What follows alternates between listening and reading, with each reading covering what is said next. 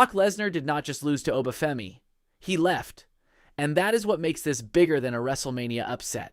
Yes, the result was shocking on its own. Brock took Oba Femi to Suplex City, hit the F5, and Oba got back up anyway. Then Oba planted him with a chokeslam, hit Fall from Grace, and won. That alone would have been enough to make headlines. But the real ending came after the bell. Because Brock stayed in the ring, took off his gloves, took off his boots, left them behind, and got emotional while the crowd chanted, "Thank you, Brock." In wrestling, that image means one thing: goodbye. And that changes the entire meaning of the match. This was not just Brock putting over a younger star. This was WWE showing you in the clearest way possible that the Brock Lesnar era may have just ended at the hands of Oba Femi. That is massive, because Brock's entire myth was built on one rule. If Brock hits you with the finish, you are done. That was the fear. That was the aura. That was what made him different from everybody else. WWE just broke that rule. They did not protect Brock with interference. They did not protect him with a fluke finish. They did not give him some cheap excuse. They let Brock be Brock. He dominated. He hit the F5, and Oba still stood back up and ended him. That is not a normal loss. That is the company telling you the old monster is no longer the final answer. And once Brock took off the gloves and boots, the message got even louder. Because now, it did not feel like one bad night. It felt like Brock realized the role no longer belonged to him. That is why the post-match scene matters so much. The gloves matter. The boots matter. The emotion matters. That was not just disappointment. That looked like a man understanding that the version of fear he built his career on had just been taken from him. And WWE could not have staged it more perfectly. Oba survives the F5. Oba drops Brock.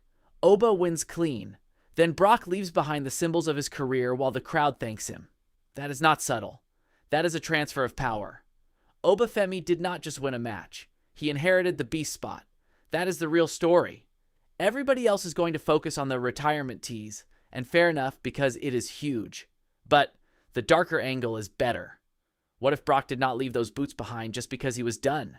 What if he left them behind because Oba Femi took the one thing Brock could not survive losing?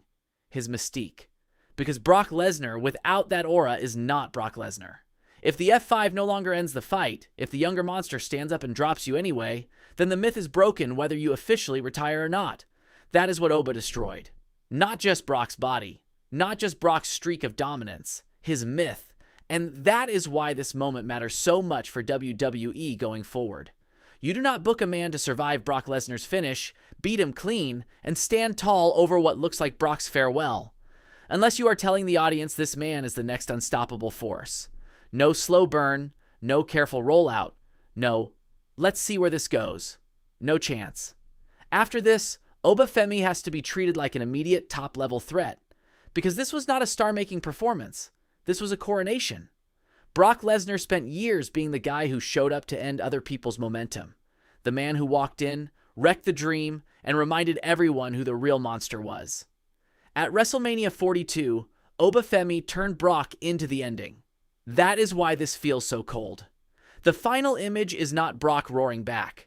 It is Brock standing in a ring that no longer belongs to him. Emotional, stripped of the gloves, stripped of the boots, stripped of the aura, while the crowd thanks him and the future walks away with his place.